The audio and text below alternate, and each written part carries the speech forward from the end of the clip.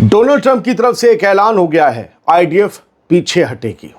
5 अक्टूबर की ये बड़ी खबर है और यही हमास चाहता भी था। और दूसरी तरफ हमास के लीडर का भूत आज इसराइल के साथ मीटिंग करेगा। ये भूत का चक्कर क्या है? भूत असल नहीं है, लेकिन कुछ ऐसा है जो इसराइल के लिए परेशानी का सबब है। चलिए शुरुआत करते हैं। इसराइली फौज पीछे हटेगी। ये बड़ा ऐलान किसी और ने नहीं बल्कि अमेरिका के सदर डोनाल्ड ट्रंप ने किया है। गजा की घनी आबादी वाले इलाकों से इसराइली टैंक्स के पीछे हटने की खबरें आने लगी हैं, दावे किए जा रहे हैं।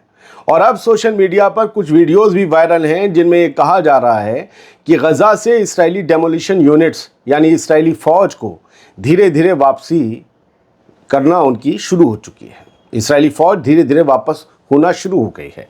ये वीडियो इसराइल जेनोसाइड ट्रैकर नाम के एक मशहूर एक्स हैंडल से शेयर किया गया है और इन्होंने ही दावा किया है कि इसराइली फौज और टैंक्स गजा में कुछ इलाकों से पीछे हट रहे हैं। लेकिन जहां तक मैंने पढ़ा है, आईडीएफ गजा के अंदरूनी इलाकों से पीछे हटेगी अभी, लेकिन पूरी तरह से गजा से बाहर नहीं निकलेगी। ये जो नक्शा देख रहे हैं, ये डोनाल्ड ट्रंप ने अपने ट्वीट के साथ पेश किया है, बताया कहां फौज है और कहां तक हटेगी पीछे की लकीरों पे।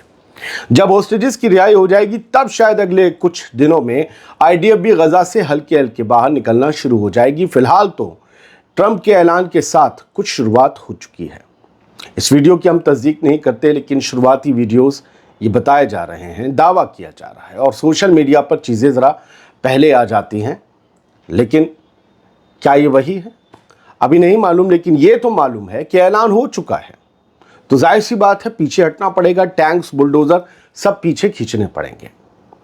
अमेरिकी सदर डोनाल्ड ट्रंप ने अपने social media platform truth social पर लिखा, इसराइल ने गजा के लिए शुरुआती वापसी लाइन यानी इनिशियल विड्रॉल लाइन मान ली है। इसराइल ने इसे हमास को भी दिखा दिया गया है कि देख लो, यहां पर ये फौजें हैं ना और यहां तक ये पीछे हटेंगी, इस वाली लाइन से इस लाइन तक आएंगी, इतने इलाके आज़ाद हो जाएंगे, वहां पर फौज नहीं होगी। जैसे ही हमास इसकी तस्दीक करेगा कि ठीक है, हमें ये लाइन मंजूर है, सीज फायर फौरन लागू हो जाएगा, ट्रंप ने कहा, और कैदियों और होस्टेजेस बनाए गए लोगों की अदला बदली भी शुरू हो जाएगी।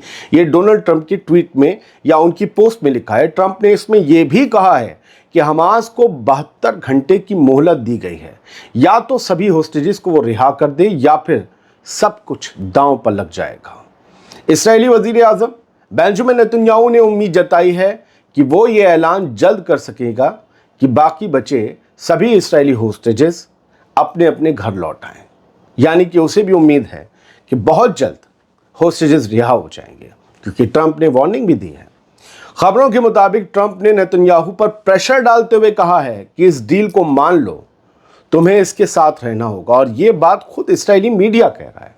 इसराइली अखबार द जेरूसलम पोस्ट ने सरकारी जराये के हवाले से लिखा कि होस्टेजेस की रिहाई अब पहले से कहीं ज्यादा करीब है। हालांकि इसराइल की हुकूमत में बैठे अलायंस के कुछ धड़े, खास तौर पर 2 मिनिस्टर्स इतमार बेन-ग्विर और बेजरोल स्मोट्रिच, दोनों कट्टर हैं, वो इस प्लान की मुखालफत कर रहे हैं। उन दोनों का कहना है कि अगर ये समझौता हुआ तो हमास फिर से गजा में काबिज हो सकता है।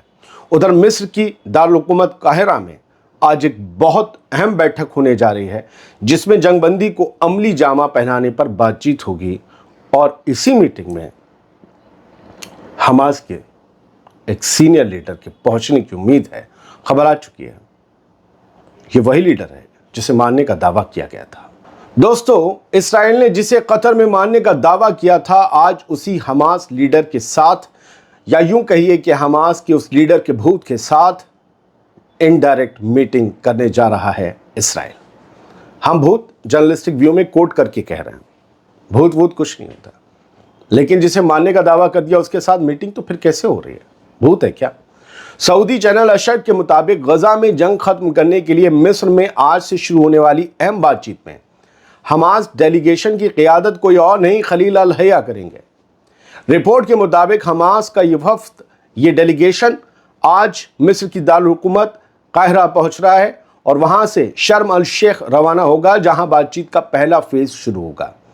पहले मरहले में, पहले फेज में होस्टेजेस की रिहाई पर चर्चा होगी, वो भी रेड क्रॉस की मदद से, बिल्कुल उसी तरह जैसे पहले भी ऐसे एक्सचेंज होते रहे हैं। पहले भी रेड क्रॉस के जरिए ही हमास ने होस्टेजेस को छोड़ा है। खलील अल हया वो शख्स हैं जिन्हें कुछ हफ्ते पहले اسرائیل نے قطر میں ایک ایئر اسٹرائک میں مار دینے کا دعویٰ کیا تھا، لیکن الحیہ کل پہلی بار زندہ اور بالکل تندرست دکھائی دیے، اور اب وہی مصر میں ہونے والی اس میٹنگ کی اگوائی کریں گے۔ یعنی حالات یہ ہیں کہ جسے اسرائیل مٹا چکا سمجھ رہا تھا، اب اسی کی موجودگی میں جنگ ختم کرنے کی بات ہونے جا رہی ہے۔ یہ اپنے آپ میں بڑی خبر ہے۔ اسے خود اسرائیلی میڈیا نے ہیڈ لائن بنایا، the Times of Israel, the Jerusalem Post اور دنیا بھر کے اخباروں نے۔ خلیل الحیہ قطر حملے کے بعد پہلی بار سامنے آیا ہے۔ خلیل الحیہ کو لے کر 5 اکتوبر میں ایران کے پریس ٹی وی نے بھی ایک خبر چھاپی، from grief to resolve Hamas leader makes first appearance since Israeli strikes on Doha. آپ اس کو پوری رپورٹ کو میں بتانے جا رہا ہوں، یہ پریس ٹی وی کی خبر ہے، ویسے ہی پڑھ رہا ہوں جیسے لکھا ہے۔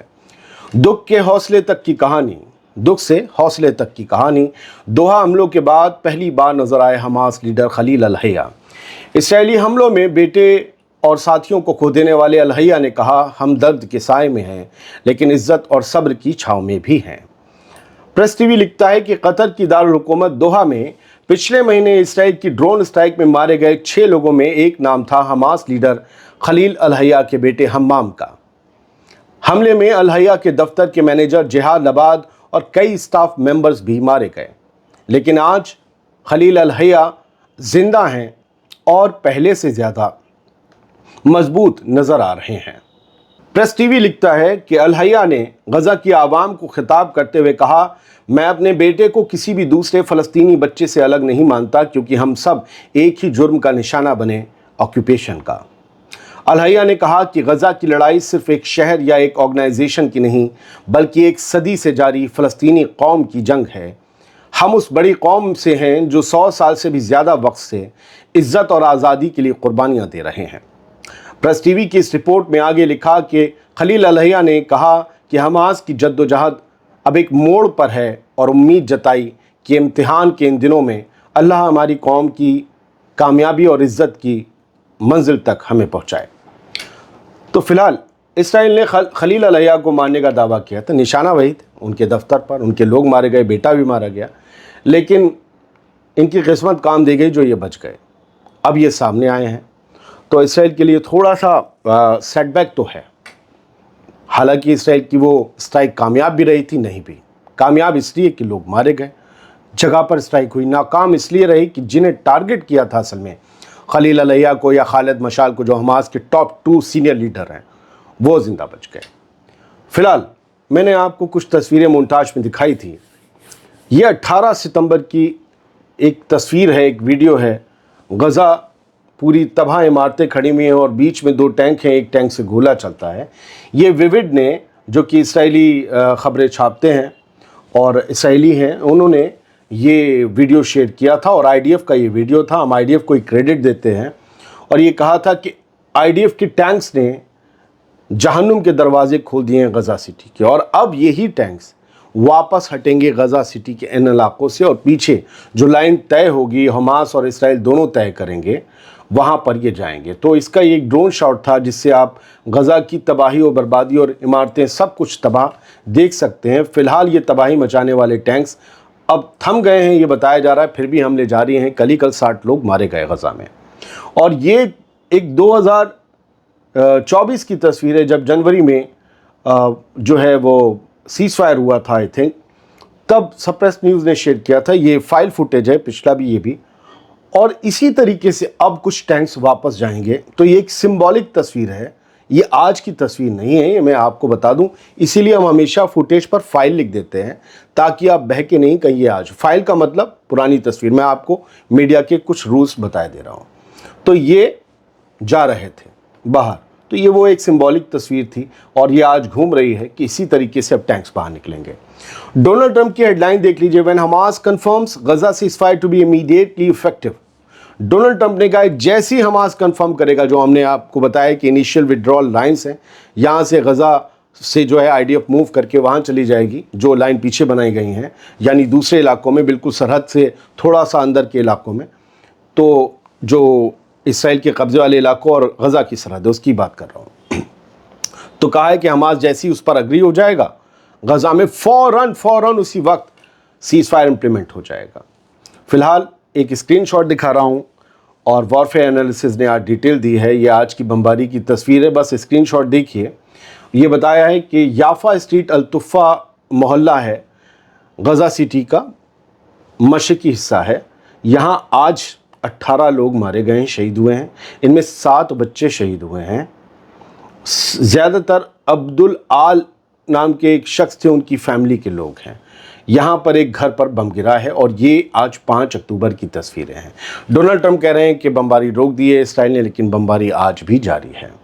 حماس نے کہا ہے, اور بلکہ کل کی بمباری کے بعد بھی کہا تھا, 5 اکتوبر کی ہیڈ لائن المیادین کی ہے کہ اسرائیل کی بومبنگ یہ بتاتی ہے, غزہ پر جو اسرائیل لگاتار بومبنگ کر رہا ہے اسرائیل, وہ ایکسپوز کر دیتا ہے نیتن یاہو کی جھوٹ کو کہ ہم نے غزہ پر آفینسو اپنا آپریشن روک دیا ہے, ہم صرف ڈیفینسو آپریشن اب چلائیں گے, کہ ہم اپنی حفاظت میں گولی چلائیں گے, ہم کسی کے اوپر نہیں چلائیں گے.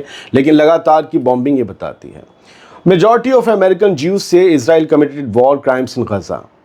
یہ المیادین کی ہیڈ لائن ہے کہ زیادہ تر جو اکثریت ہے انہوں نے امریکن جیوز کی, امریکن یہودیوں کی, انہوں نے کہا ہے کہ اسرائیل غزہ میں وار کرائم کر رہا ہے. تو یہ تھیں کچھ تصویریں اور خبریں. جب بھی ہم دعوے کے طور پر کچھ کہتے ہیں, اٹ مینس کہ ان چیزوں میں ابھی اور کنفرمیشنز آنی باقی ہے. اسی طریقے سے آپ خبروں کو پڑھتے ہوں گے, سنتے ہوں گے, اور اسی طریقے سے جب بھی آپ کچھ سوشل میڈیا پر لکھیں تو فلانے نے دعویٰ کیا, اس میں آپ تھوڑا سیکیور رہتے ہیں. بہت سے یوٹیوب چینل اڑ رہے ہیں. ہمیں لگتا ہے کہ اب ہمیں ایک اور یوٹیوب چینل بنانا پڑے گا, عادل خان آزاد نام سے. امید کرتا ہوں آپ اس پر جڑیں گے. بتائیے گا. شکریہ. سلامت رہیے, خوش رہیے.